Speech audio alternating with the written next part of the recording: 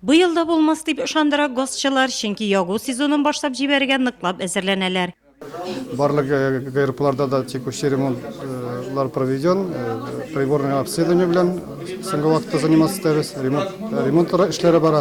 Киңәшмәдә котельнияларның торышын тикшерү, газ җиһазларынан куллану кагыйдәләрен үтәү, бәхетсезлек очракларын булдырмау максатларында төтен юлларын тикшерү кирәклегенә, газ җайланмаларының төзек булуына басым ясалды.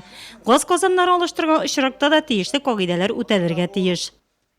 Абонентлар или организацияларда котеллар, барлык оборудованиене үзгәртергә телиләр икән, алар алдан алырга тиешләр бездә тех условия. Шуннан соң проектлар ясарга тиешләр. Шуңардан соң була согласование, аннардан соң гына инде алар монтажный организацияларга обращаться итәргә могут.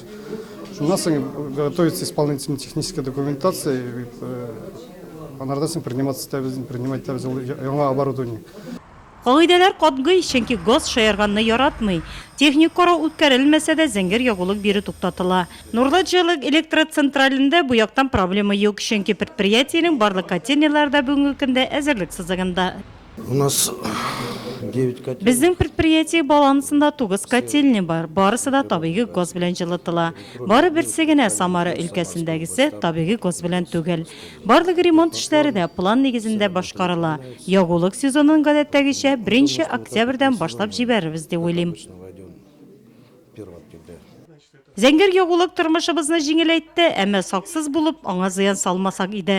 Шуңа да халык мәкалендәгечә арбаны кыштан, чананы җәйдән әзерләү зарур.